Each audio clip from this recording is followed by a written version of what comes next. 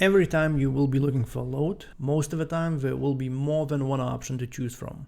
While it is easy to spot a good load when all the other loads are bad, it's going to be way more complicated to identify the good load when all the other loads also looks good. Hey, this is Edward, and today we will learn how to choose a best load for you. In order to choose a good load, first you need to identify what a perfect load for you could be. Be realistic but optimistic. The criteria might be different depending on the day of the week, time of the day, the area you're at right now, and your trailer type. First, imagine a perfect load that you would like to get. For me, the ideal load is around 500 miles, pickup close by, no appointments, both ends first come first serve, light, clean, easy to load, and paying 2,000 or more. This is my target. I will be looking for loads that could come close to this or even exceed this mark, depending how hot market is at the moment. Now, define your perfect load and let's go deeper. The first thing you have to do is identify the area you are at right now. Is it good or bad?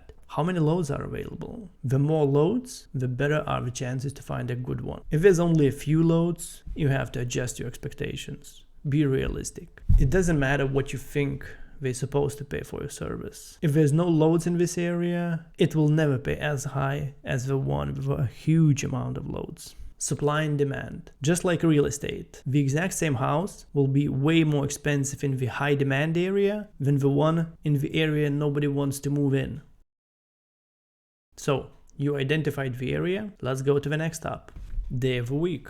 It looks simple, but too often dispatchers don't pay attention to it. That 1,000-mile run that you booked on Monday might be a good decision on Monday, but might be a terrible decision if you booked it on Wednesday or Thursday. You have to choose loads with your end goal in mind. When considering a load, think few steps ahead. First, set your weekly gross target. How much revenue are you planning to make in a week? Second, calculate how much your next load from that area could be. If the load in consideration is going to a bad area, think if you will be able to get out from that area and position your truck in a better place by Friday, your weekend run. If you're gonna end up in a bad area on Friday, will you gonna be able to reach your gross target? One more thing to consider is your driver's schedule. Does he have to be somewhere on a certain date? Let's say home on weekends. If yes, will he gonna be able to achieve it if you take this load? Will he be close enough after he delivers it? Will he have enough time to get there?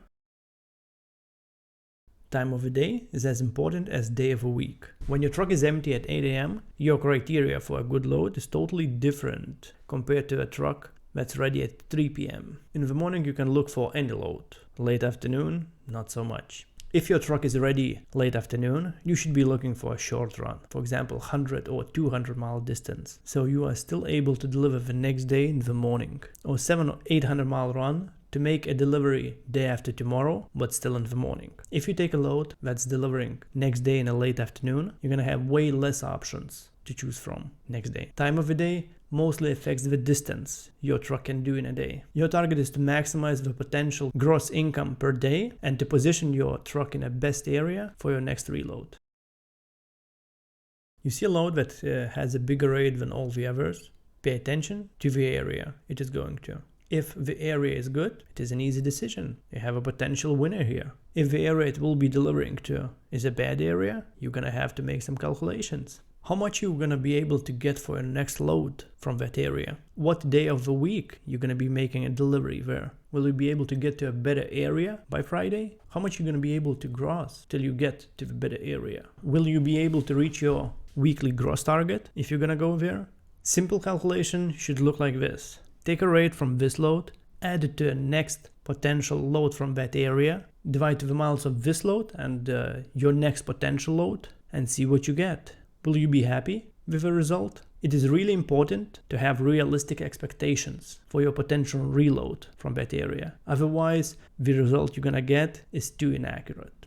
If you plan to deadhead from that area to some better place, add the deadhead miles to your loaded miles and check what rate per mile you're gonna get. If the result is okay for you, do it. If not, keep looking for another option. Don't forget your daily gross target.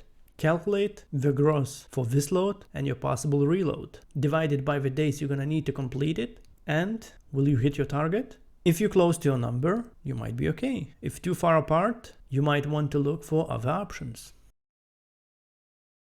Pickup and delivery time should be as time efficient as possible. If your truck is ready in the morning and pickup is in the afternoon, you're gonna be sitting there and burning those precious hours. Every hour waiting is an hour of lost potential revenue. Same goes for the receiving. If the distance is short enough for your driver to make a delivery in the morning and your appointment for delivery is in the afternoon, lost revenue. Every hour counts. For example, the load is 500 miles, pickup in the morning and delivery late afternoon. This is no longer one-day transit run. It is 1.5 or even closer to 2-day transit, since you are probably not gonna get another good load that day, and you will probably not gonna hit your daily gross target. Quote such loads accordingly. Calculate not only miles, but also time that you're gonna need to do it.